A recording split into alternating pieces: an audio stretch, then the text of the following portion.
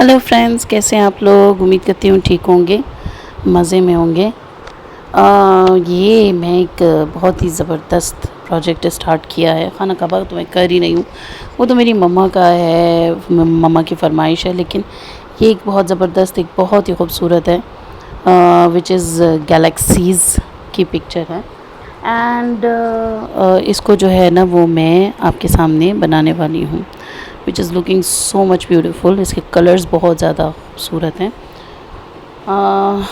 आप ये तब तक एंजॉय करें और हम लोग अपनी कहानी की तरफ आते हैं। कहानी में अगर याद हो तो हम लोगों ने पिछले दफ़ा ये सुनाया था मैंने कि वो लोग टॉप केपी पैलेस जाना चाह रहे हैं, लेकिन जहान जो है वो मान ही नहीं रहा है। तो अब आगे देखते हैं कि आखिर वो जाने के लिए तैयार होता है या नहीं होता है। हम टॉप केपी पैलेस जा रहे हैं। खदीजा ने काउंटर के सामने आकर इतला दी। इस्तिकलाल स्ट्रीट से बाहर निकलो, टॉक्सम से म्यूनसिपैलिटी बस पकड़ो, वो पहुंचा देगी। वो सर झुकाए, एक हाथ से गोश्त का टुकड़ा पकड़े, दूसरे से खट खट छुरा चला रहा था। मगर हमें एक हैंडसम गाइड भी चाहिए। हैंडसम गाइड अभी मसरूफ़ है, गैर हैंडसम गाइड से रब्ता करो। डीजे ने पलट कर हया को देखा। उसने मुस्कुराते हुए शाने उचका दिए। वो वापस जहान की तरफ घूमी। तो आप हमारे साथ नहीं चलेंगे? बिल्कुल भी नहीं। तुम में से कोई भी टॉप केपी के किले में गुम हो जाएगी और मेरा पूरा दिन बर्बाद हो जाएगा। एक दफ़ा फिर सोच लें। लिख कर दे दूँ? वो कहते हुए टुकड़ों को एक तरफ टोकरी में रखने लगा। इसके हाथ मशीनी अंदाज में चल रहे थे। अच्छा, एक बात बताएं, इस्तिकलाल स्ट्रीट में जेब कतरे होते हैं ना? डीजे ने इसके सिल्वर स्मार्टफोन को देखते हुए कहा, जो करीब ही चार्जिंग पे लगा था। हाँ, तो समझे आपकी जेब कट गई। डीजे ने हाथ बढ़ाकर फ़ोन का तार निकाली और हया के साथ आ खड़ी हुई।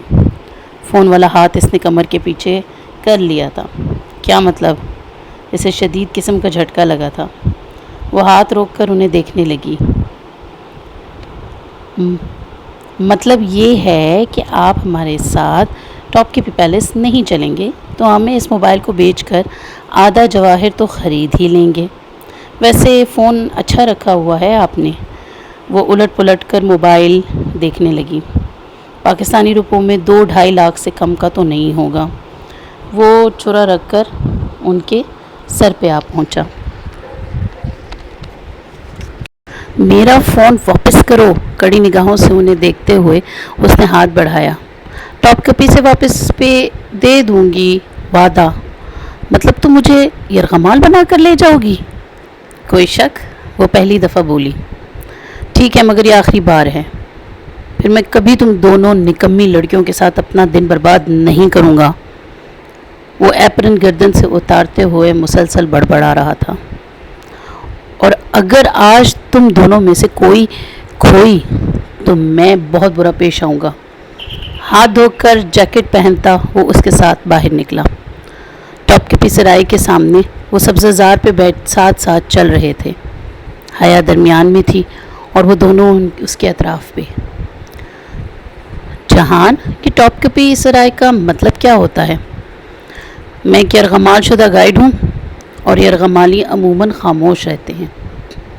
वो जैकेट की जेबों में हाथ डाले च्युइंगम चबाता शाने उचकाकर बोला। मैं बताती हूँ।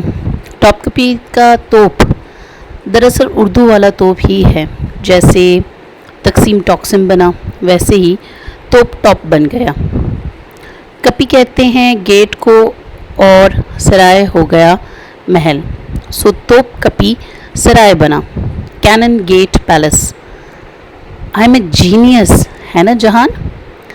मैं नहीं बोल रहा। वो सख्त खफा था। टॉप केपी पैलेस 400 साल तक सलातीन का महल था। सुरमई अजीमुल शान किला नुमा महल, जहाँ ख़ास कमरों के पहरेदार गूंगे बहरे हुआ करते थे ताकि राज दीवारों के बाहर ना निकले, और जिसके कोन नुमा मीनार शाहाना अंदाज में ऊपर को उठे हुए थे। سلطان کا عظیم ورثہ اور اثاثے چینی پورسلین کے نیلے اور سفید رنگ کے ایسے برتن جن میں اگر زہر ملا کر کھانا ڈالا جاتا تو برتن کا رنگ بدل جاتا۔ 86 قرات کے جواہرات سے مزین سلطان کے شاہی لباس نگاہوں کو خیرہ کرتے تھے۔ یہ منحوس گارڈ ہمارے سر پہ نہ کھڑا ہوتا تو میں کسی طرح 2-4 ہیرے تو توڑ ہی لیتی۔ ڈی جے ان آنکھوں چندھیا دینے والے قیمتی پتھروں کو دیکھ کر سخت ملال میں گھر چکی تھی۔ پویلین آف ہولی مینٹل کے حصے میں دینی متبرکات تھے۔ یہ متبرکات کیا ہوتے ہیں یہ آپ مجھے بتائیے گا۔ وہ ایک اونچا ہال تھا، منقش در و دیوار، رنگ برنگی ٹائل سے سجے چمکتے فرش، بلند و بالا ستون۔ حیا ارد گرد نگاہیں دوڑاتی شیشے کی دیواروں میں مقید تاریخی اشیاء کو دیکھتی آگے بڑھ رہی تھی۔ دفعتاً ایک جگہ رکی اور شوکیس میں سجے ایک تبرک کو دیکھا۔ ایکچولی یہ تبرکات ہیں لیکن ان کو متبرکات بھی کہا جاتا ہے۔ تبرکات کا مطلب یہ ہے کہ آپ کہہ سکتے ہو بہت ہی معتبر یا بہت ہی مقدس چیز۔ ایک ٹیڑھی رکھی ہوئی چھڑی تھی، بھوری سی چھڑی جو شیشے میں مقید تھی۔ وہ گردن ترچھی کر کے ان کو دیکھنے لگی، پھر ادھر ادھر نگاہیں دوڑائی۔ کیپشن سامنے ہی لگا تھا، اسٹاف آف موسیٰ علیہ السلام، یعنی کہ حضرت موسیٰ علیہ السلام کا عصا۔ اس کی سکیڑ کر پڑتی آنکھیں پوری کھل گئیں، لب بھی نیم وا ہو گئے۔ لمحے بھر بعد وہ دور کھڑی ڈی جے کا بازو قریب دبوچ کر اسے ادھر لائی۔ ڈی جے، یہ حضرت موسیٰ علیہ السلام کا عصا ہے؟ ریئلی؟ اس نے بے یقینی سے پلکیں جھپکی۔ مگر یہ ان کے پاس کیسے پہنچا؟ وہ دونوں گھوم پھر کر ہر زاویے سے اس کو دیکھنے لگی۔ جہان بھی جیبوں میں ہاتھ ڈالے خاموشی سے چلتا ہوا ان کے پاس آ کھڑا ہوا تھا۔ اس کے لیے تو سب پرانا تھا، مگر وہ دونوں تو مارے جوش کے راہداری میں آگے پیچھے ایک ایک تبرک کی طرف لپک رہی تھی۔ ان کے دوپٹے سروں پر آ گئے تھے۔ کعبہ کا تالا، حضرت داؤد علیہ السلام کی تلوار، حضرت یوسف علیہ السلام کا صافہ، ابراہیم علیہ السلام کا برتن، آپ صلی اللہ علیہ وآلہ وسلم کے قدموں کے نشان، آپ صلی اللہ علیہ وآلہ وسلم کا لباس، دانت مبارک، آپ صلی اللہ علیہ وآلہ وسلم کی تلوار اور بہت سے صحابہ رضی اللہ تعالیٰ عنہم کی تلوار۔ ڈی جے، کیا یہ شیشے کی دیوار غائب نہیں ہو سکتی اور ہم اس تلوار کو چھو نہیں سکتے؟ وہ دونوں نبی پاک صلی اللہ علیہ وآلہ وسلم کی تلوار کے سامنے کھڑی تھی۔ کوئی ایسا مقناطیسی اثر تھا اس تلوار میں کہ مقابل کو باندھ دیتا تھا۔ مگر ہم اس قابل کہاں ہیں حیا؟ خدیجہ نے تعصب سے سر ہلایا۔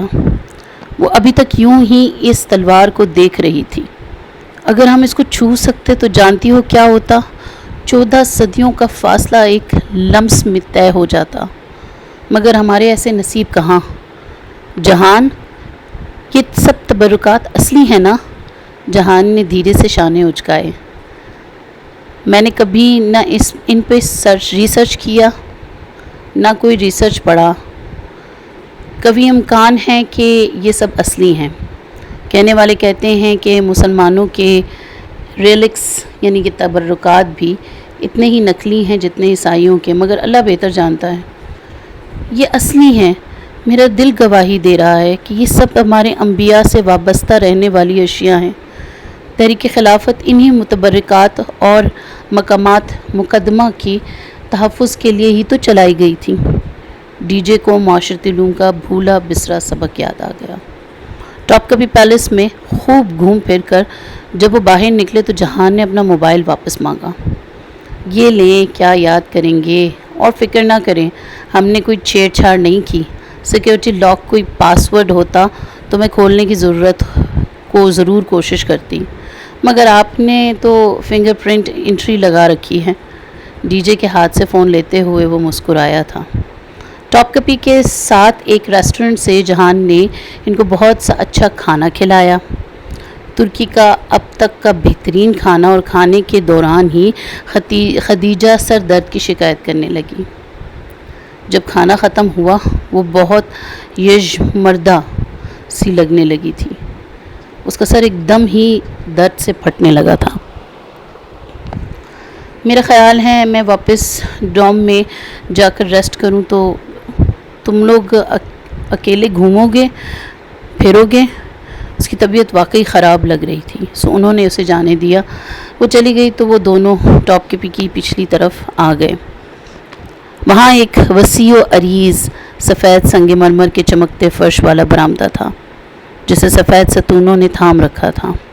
برآمدے کے آگے فاصلے پر چوکور چبوترے سے بنے ہوئے تھے، جن کے سامنے ٹیرس کی طرح چند گز چوڑا کھلا احاطہ تھا۔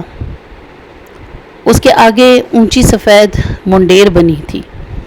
وہاں کھڑے ہو کر منڈیر پہ کونیاں رکھ کر دونوں نے دیکھو تو نیچے بہتا مرمر کا جھاگ اڑاتا سمندر دکھائی دیتا تھا۔ وہ جگہ اتنی خوبصورت تھی کہ دل چاہتا انسان صدیوں وہاں بیٹھا سمندر دیکھتا رہے۔ تھک گئے ہو؟ وہ دونوں ستون کے ساتھ ٹیک لگائے چبوترے کے کنارے پہ بیٹھے تھے۔ جب حیا نے پوچھا، اسے جہان ذرا تھکا لگا تھا۔ نہیں، میں ٹھیک ہوں، ذرا سا بخار ہے شاید۔ اس نے خود ہی اپنا ماتھا چھوا، پھر جذبات میں سر ہلاتے ہوئے جیکٹ کی جیبوں سے گولیوں کی ڈبی نکالی، ڈھکن کھول کر ڈبی ہتھیلی پہ الٹی، 2 گولیاں علیحدہ کی اور ڈبی بند کرتے ہوئے دونوں گولیاں منہ میں ڈالی، پھر نگل گیا۔ میرے پاس پانی تھا۔ وہ اپنا پرس کھنگالنے لگی، لیکن تب تک وہ نگل چکا تھا۔ تم ٹھیک ہو؟ وہ تشویش سے اس کا چہرہ دیکھ رہی تھی۔ صبح ریسٹورنٹ سے نکلتے ہوئے اسے یوں ہی جہان کی آواز ذرا دھیمی سی لگی تھی، مگر اس نے پوچھا نہیں۔ اب شاید اس کا بخار شدید ہو گیا تھا، کیونکہ چہرے پہ اثرات آنے لگے تھے، سرخ پڑتی آنکھیں اور نڈھال سا چہرہ۔ بس میں نے دیکھ لیا سمندر، اب واپس چلتے ہیں، تمہیں گھر جا کر ریسٹ کرنا چاہیے۔ گھر جاتے جاتے گھنٹہ لگ جائے گا۔ میں نے ابھی دوائی لی ہے، اس کا اثر ہونے میں ذرا وقت لگے گا۔ ابھی یہیں بیٹھتے ہیں، وہ نفی میں سر ہلاتے ہوئے تکان سے کہہ رہا تھا۔ چند لمحے خاموشی سے بیت گئے۔ ان چبوتروں پہ دور دور تک ٹولیوں کی صورت میں سیاح بیٹھے نظر آ رہے تھے۔ بہت سے لوگ آگے منڈیر کے ساتھ کھڑے ہوئے سمندر کو دیکھ رہے تھے۔ میں تھوڑی دیر یہاں لیٹ جاؤں تو اکیلی بور تو نہیں ہوگی؟ ابھی میں واپس نہیں جانا چاہتا۔ میری لینڈ لیڈی شاید آج آئے، جھگڑا کرنے میں فی الحال اس کا سامنا نہیں کرنا چاہتا۔ نہیں، تم لیٹ جاؤ، یہ شال لے لو۔ اس نے بیگ سے شال نکال کر اسے تھمائی۔ وہاں ٹھنڈی ہوا بہت تیز تھی۔ یہ شال وہ اور ڈی جے بطور پکنک سیٹ کے استعمال کرتی تھی۔ تھینکس۔ وہ ستون کے ساتھ فرش پہ لیٹ گیا، آنکھوں پہ بازو رکھے، وہ گردن تک شال کمبل کی طرح ڈالے کب سو گیا اسے پتہ نہیں چلا۔ اسے یقیناً بہت سردی لگ رہی تھی۔ وہ اس سے ایک زینہ نیچے آ بیٹھی تھی۔ ہر چند لمحے بعد وہ گردن موڑ کر اوپر لیٹے جہان کو دیکھ لیتی تھی۔ وہ سو چکا تھا۔ سمندر کی لہروں کا شور وہاں تک سنائی دے رہا تھا۔ وہ اپنا ترکی والا موبائل نکال کر یوں ہی ان باکس نیچے کرنے لگی۔ وہاں چند دن پہلے کا ایک SMS ابھی تک پڑا تھا۔ اس کا جواب نہیں دیا تھا۔ وہ کئی دفعہ پڑھ لینے کے باوجود مٹایا نہیں تھا۔ وہ بے وقت سے واپسی کے اگلے روز انڈیا کے ایک غیر شناسا موبائل نمبر سے آیا تھا۔ مجھے آپ کے جواب سے خوشی نہیں ہوئی، مگر میں آپ کی رائے کا احترام کرتا ہوں۔ آج کے بعد آپ سے کبھی رابطہ نہیں کروں گا۔ جو تکلیف میں نے آپ کو پہنچائی اس کے بدلے میں اگر آپ مجھے معاف کر دیں تو یہ آپ کی بڑائی ہوگی. اور اگر کبھی آپ کو استنبول میں کوئی مسئلہ ہو، سرکاری کام ہو یا غیر سرکاری، قانونی یا غیر قانونی، مجھے صرف ایک SMS کر دیجیے گا، آپ کا کام ہو جائے گا. ARP. اس پیغام کے بعد اس شخص نے واقعتاً کوئی رابطہ نہیں کیا تھا. وہ اب استنبول میں بہت آزادی سے، بہت مطمئن دل و دماغ کے ساتھ گھومتی تھی. اسے پہلے کی نسبت اب ARP سے ڈر نہیں لگتا تھا، مگر اس وقت وہ پیغام 2 بار پڑھتے ہوئے اس کے ذہن میں ایک خیال کوندے کی طرح لپکا تھا. اس نے پلٹ کر احتیاط سے جہان کو دیکھا. وہ آنکھوں پہ بازو رکھے سو رہا تھا. وہ واپس سیدھی ہوئی اور رپلائی کا بٹن دبایا. اس پیغام کا جواب اسے کبھی نہ کبھی تو دینا ہی تھا. اسے سوچا کہ خوب غور و فکر کر کے کچھ ایسا لکھ کر بھیجے گی کہ وہ بھڑکے بھی نہیں اور دوبارہ ان کا پیچھا بھی نہ کرے. اچانک اسے ایک عجیب سا خیال آیا تھا. جہان کو صرف بخار نہیں تھا، وہ پریشان بھی تھا.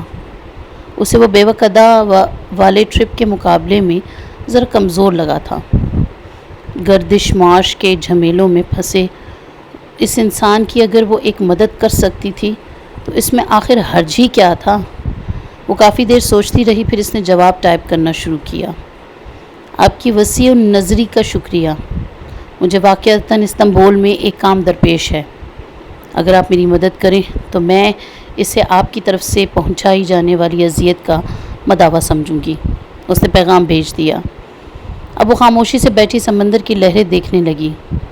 وہ بے وقدا اس کے گھر میں بھی تو چلی گئی تھی، اور جب دروازہ بند ہوا تھا تو اسے لگا تھا کہ وہ ایک سنگین غلطی کر چکی ہے، مگر اس غلطی کا نتیجہ بہت اچھا اور اطمینان بخش نکلا تھا. اسے احساس تھا کہ اب بھی اس نے غلطی کی ہے اور اس کا نتیجہ. ایک دم فون کی گھنٹی بجنے لگی. وہ چونکی اور موبائل سامنے کیا. وہی انڈیا کا غیر شناسا نمبر. وہ تو سمجھی تھی کہ ٹیکسٹ پہ بات ہو جائے بہت ہے، مگر اسے اندازہ نہیں تھا کہ فون کر لے گا. وہ موبائل سنبھالتی اٹھ کر سامنے منڈیر کے پاس چلی آئی. اگر وہ یہاں کھڑے ہو کر بات کرے گی تو جہان تک آواز نہیں پہنچے گی. ہیلو. اس نے فون اٹھا لیا. زہ نصیب، آج آپ نے ہمیں کیسے یاد کر لیا؟ وہی عامیانہ سا مسکراتا لب و لہجہ. اسے اپنی حرکت پہ شدید پشیمانی ہوئی تھی. مجھے کام تھا، وہ احتیاط سے نپے تلے لہجے میں کہنے لگی. اور بہتر ہوگا کہ ہم کوئی بیکار کی بات کرنے کی بجائے کام کی بات کریں. آپ کی مرضی ہے حیا جی. رابطہ بھی آپ نے ہی کیا ہے، ورنہ عبدالرحمن پاشا اپنے کال کا بہت پکا ہے. شاید وہ طنز کر گیا تھا مگر وہ پی گئی. میرے کزن کا ریسٹورنٹ ہے استقلال اسٹریٹ پر، برگر کنگ. اس کی شاپ کی قسطیں ادا نہیں ہوئی ہیں. ریسٹورنٹ کی مالکہ آج کل میرے کزن کو تنگ کر رہی ہے. کیا وہ اسے 2 سال کی مہلت نہیں دے سکتی؟ کون سا کزن؟ وہ جیسے چونکا تھا. جہان سکندر، وہ ہکلائی.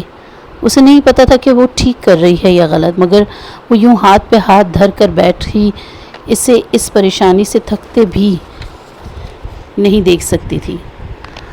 اچھا، تو آپ چاہتی ہیں کہ میں آپ کے کزن کا یہ مسئلہ حل کر دوں اور یہ کہ اس کی مالکہ بھی اسے تنگ نہ کرے؟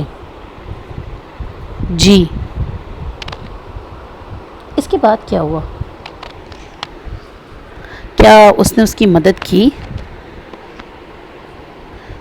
یہ تو ہم لوگ اگلے پارٹ میں پڑھیں گے تو ہمیں پتہ چلے گا نا کہ اس کے بعد آخر ہوا کیا تھا. آپ نے میری پینٹنگ دیکھی، مجھے امید ہے اسے انجوائے کیا ہوگا. پلیز میری ویڈیوز شیئر کریں اور میرے چینل کو سبسکرائب کروائیں. تب تک کے لیے نیکسٹ ویڈیو کے لیے اللہ حافظ.